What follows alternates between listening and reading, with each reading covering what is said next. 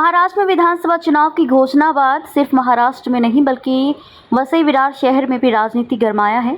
और वसई विरार में राजनीति इसलिए अधिक गरमाया है कि बहुजन विकास आघाड़ी का दामन छोड़कर शहर का नामी चेहरा राजीव पाटिल उर्फ नाना भाजपा में जाने वाले थे, जो कि पिछले लंबे समय से बहुजन विकास आघाड़ी के साथ खड़े हैं।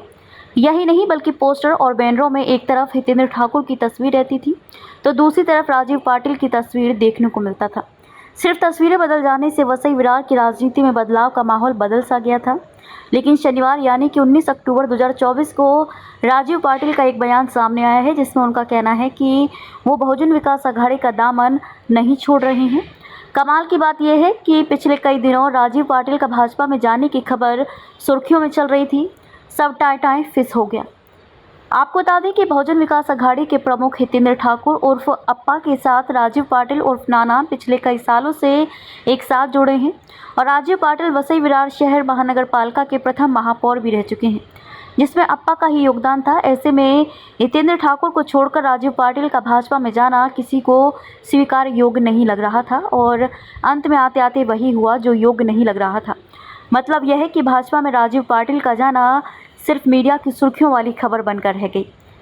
बता दी चले कि ये पहले से ही जाना जा रहा था कि राजीव पाटिल बहुजन विकास आघाड़ी को छोड़कर भाजपा में नहीं जाएंगे, क्योंकि ये चर्चा सिर्फ मीडिया में चल रही थी। लेकिन राजीव पाटिल द्वारा कोई भी बयान सामने नहीं आया था जिससे ये साबित हो कि सच में बहुजन विकास आघाड़ी को छोड़कर राजीव पाटिल भाजपा में जा रहे हैं। और दूसरी तरफ भाजपा के किसी बड़े नेता का भी बयान सामने नहीं आया था कि राजीव पाटिल भाजपा में प्रवेश करने वाले हैं। तो यहाँ सवाल ये उठ रहा है, बिना किसी ऑफिशियल अपडेट का ही ये बात मीडिया की सुर्खियों वाली खबर कैसे बन गई थी? क्या सिर्फ आम जनता के बीच बहुचर्चित होने के लिए मीडिया का सहारा लिया गया था क्या, या फिर बात कुछ और थी?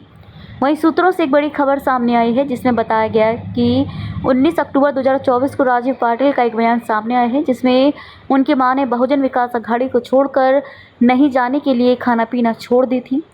राजीव पाटिल जिस वजह से बहुजन विकास आघाड़ी नहीं छोड़ पा रहे हैं, ये बात बोलने और सुनने में ठीक है लेकिन समझ से परे है। या फिर ऐसा भी हो सकता है राजीव पाटिल की मां शायद ये नहीं चाहती हैं कि राजनीतिक बदलाव के बाद कहीं व्यक्तिगत दुश्मनी ना बढ़ जाए, जिस कारण राजीव पाटिल को भाजपा में जाने से मना कर दी है।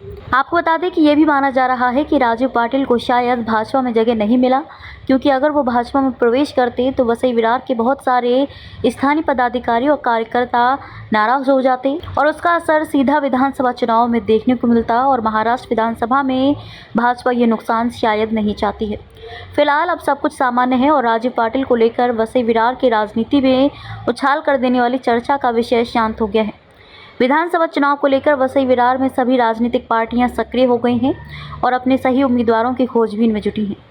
सनसनी अब तक पर बने रहिए और अगर YouTube चैनल को सब्सक्राइब नहीं किए हैं तो कर लीजिए, ताकि अगली खबर आप सब तक आसानी से पहुंचाई जा सके। और हाँ, लाइक, शेयर और कमेंट करना ना भूलें।